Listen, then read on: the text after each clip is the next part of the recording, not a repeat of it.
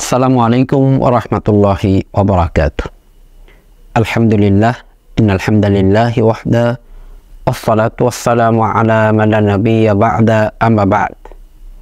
প্রিয় বন্ধুগণ, আমরা সালাতে যে রুকু দিয়ে থাকি, এই রুকুর তাসবিহ হিসেবে আমরা যে দোয়াটুকু পড়ে থাকি, যে তাসবিহটুকু পড়ে থাকি, সুবহানা রাব্বিয়াল আযীম, এই বাক্যটি আমরা 3 বার বলে থাকি।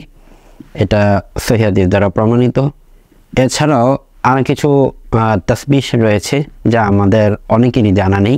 মা আয়েশা রাদিয়াল্লাহু আনহা থেকে বর্ণিত, রাসূল সাল্লাল্লাহু আলাইহি ওয়াসাল্লাম রুকুতে এবং সিজদাতে যে তাসবিহগুলো পড়তেন তার মধ্যে অন্যতম একটি হচ্ছে সহিহ বুখারীর 794 নম্বর হাদিস।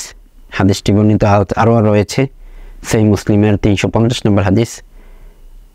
আল্লাহ রাসূল সাল্লাল্লাহু আলাইহি ওয়াসাল্লাম রুকুতে এবং সিজদাতে পড়তেন সুবহানাকাল্লাহুম্মা রব্বানা ওয়া বিহামদিকা আল্লাহুম্মা ইগফিরলি। এছাড়াও তিনি আরও তাসবিহ পড়তেন যা অন্যান্য হাদিসে বর্ণিত রয়েছে। সহিহ মুসলিমের একটি হাদিস 353 নম্বর হাদিস, সেখানেও একটি হাদিস দ্বারা সাব্যস্ত হয়েছে যে আল্লাহ রাসূল সাল্লাল্লাহু আলাইহি ওয়াসাল্লাম রুকুতে যে তাসবিহ পড়তেন সুবহুন কুদ্দুসুন রব্বুল মালাইকাতি ওয়ার রূহ, এই তাসবিহটিও পড়ে থাকতেন। তো আমরা চেষ্টা করব প্রত্যেকটা হাদিসের উপর আমল করার জন্য।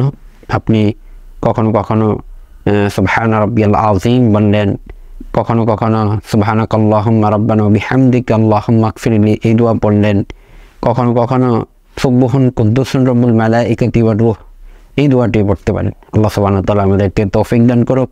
আল্লাহুম্মা আমিন। সুবহানাকাল্লাহুম্মা বিহামদিক আশহাদু আন লা ইলাহা ইল্লা আনতা আস্তাগফিরুকা ওয়া আতুবু ইলাইক। আসসালামু আলাইকুম ওয়া রাহমাতুল্লাহি ওয়া বারাকাতুহু।